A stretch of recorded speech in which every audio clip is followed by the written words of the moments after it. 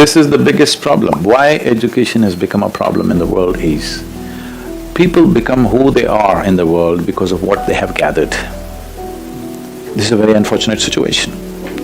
Right now, whether it is material things or knowledge, whatever information they have gathered, it makes them who they are. Now, who you are and what you have gathered are two different things. This is the distinction we are trying to bring into child's life in our schools. Whatever you may gather, it doesn't matter. What you gather is just information and things. Information is a thing by itself. It should not determine who you are. Who you are is determined by a different process, what you gather by a different process. So, whatever I have gathered does not determine who I am. Because the biggest problem in the world is this: from the day you are born, all kinds of people are trying to teach you something that's not worked in their life. As we are looking for an evolution of a human being through the education system, the education system should be always an evolving process by itself. When we think in terms of a perfect school, we are thinking of again fixing it somewhere. That's what needs to change.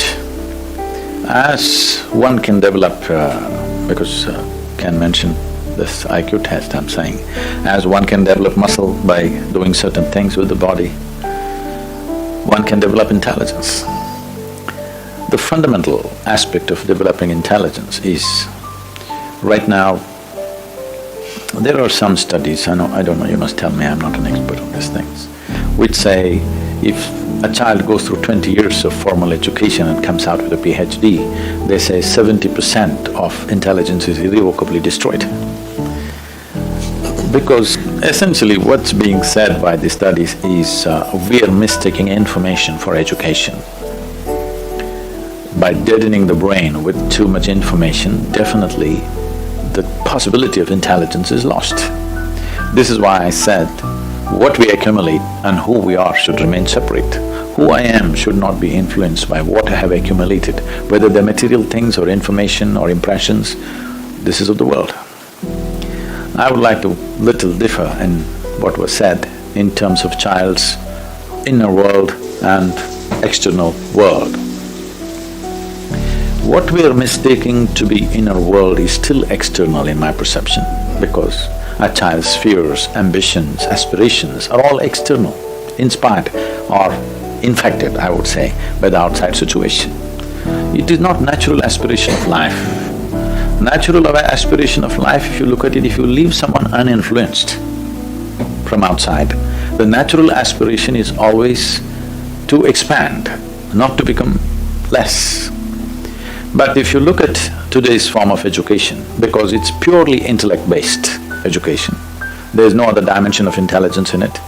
And I think in this part of the world there is a serious mistake that intellect has been mistaken for intelligence. Your intellect can function only with the backing of your memory. Or in other words, your intellect functions with accumulated information. If I take away all your memory, your intellect is quite useless by itself.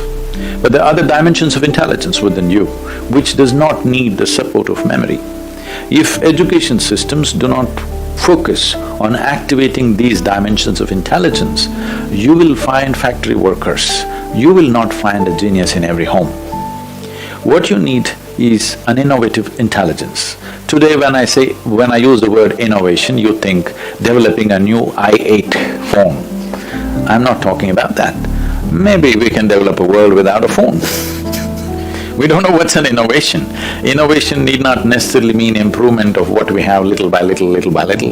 Yes, that is also needed, but that is not what life is looking for. People are not any better with phone, without phone. Maybe we're doing more things, but equally confused, equally struggling as it was before. So the point is not about what we have gathered. What we have gathered is useful in creating comfort and convenience for the world. What we have gathered is not useful for creating well-being for ourselves and for the world. If well-being has to happen, we have to access dimensions of intelligence which are not intellectual, because intellect cannot function without accumulated information. If you function always out of accumulated information, you naturally get identified with it. So depending upon what you have accumulated, you become that kind. Because you have become that kind, another kind and your kind always goes into conflict. If the purpose of education is to expand horizons of individual human beings, you can see that's definitely not happening. The more educated somebody becomes, as people get educated, they really can't get along with anybody. Not so educated people can live together, 100 people can live together. Once you become educated, you become isolated, because this is the nature of the intellect.